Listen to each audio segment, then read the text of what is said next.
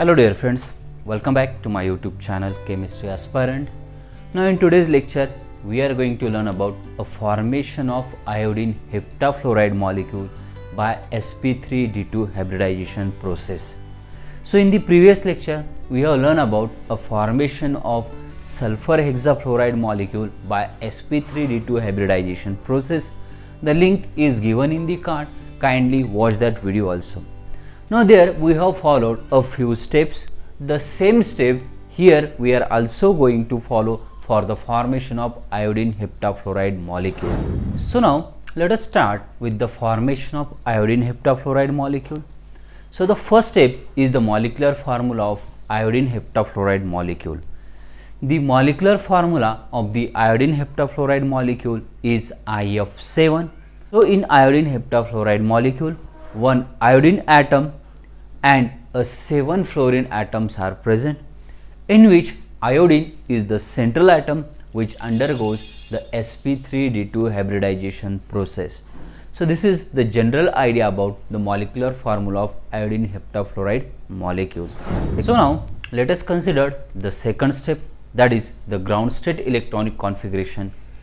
We know that iodine is the central atom in the IF7 molecule. So let us consider the ground state electronic configuration for the iodine.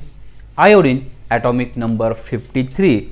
So its ground state electronic configuration will be the krypton 36, 5s2, 5px2, 5py2, 5pz1 and 5d0. So the total number of electron is 53 in the iodine molecule. Now I have shown this ground state electronic configuration in the square box form. By observing the ground state electronic configuration in the square box form, we know that iodine contains only one unpaired electron. So its expected valency is only 1. But we know that iodine heptafluoride molecule is formed by the 7IF bond. Hence its observed valency is 7. But now after observing this electronic configuration, the expected valency is only 1. So here observed valency is not equals to the expected valency. So there will be the excitation of electron takes place during the formation of IF7 molecule, which is our next step. So now let us consider the third step, that is the excited state electronic configuration. We know that in IF7 molecule there is a 7IF bond present. So here the one electron from the 5s atomic orbital, one electron from 5px atomic orbital and one electron from the 5py orbital get promoted to the 3 vacant 5d atomic orbital by absorbing the energy, and it forms the excited state. So here you can observe that in this excited state electronic configuration there is a 7 unpaired electron in the 7 atomic orbital of a iodine atom. We know that 5s, 5px, 5py, 5pz, then the 3 5d atomic orbital also contain the unpaired electron after the excitation of a electron. So here the expected valency is 7 and observed valency is also 7. Therefore here expected valency is equals to the observed valency, due to which the excitation of electron takes place. So that is our third step. Let us consider the fourth step, that is the hybridization process. So we know that generally the 7 atomic orbital which contain the unpaired electron in a iodine atom. So here the 1 5s atomic orbital, 3 5p atomic orbital and the 3 5d atomic orbital containing unpaired electron having the energy difference undergoes sp3d3 hybridization process and forms a 7 sp3d3 hybrid orbital with a equivalent energy, size, shape. These 7 sp3d3 hybrid orbital arrange themselves in pentagonal bipyramidal manner that I have shown in this diagram, where the 5 sp3d3 hybrid orbital are in a one plane while the remaining 2 sp3d3 hybrid orbital, one is above and one is below to that pentagonal planar hybrid orbitals. To have a maximum stability and the minimum repulsion between these hybrid orbitals that I have shown in this diagrammatic representation.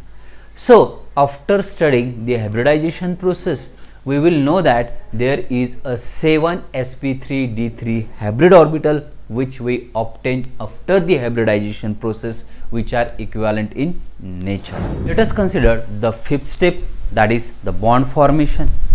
Fluorine atomic number 9, so its electronic configuration will be 1s2, 2s2, 2px2, 2py2, 2pz1.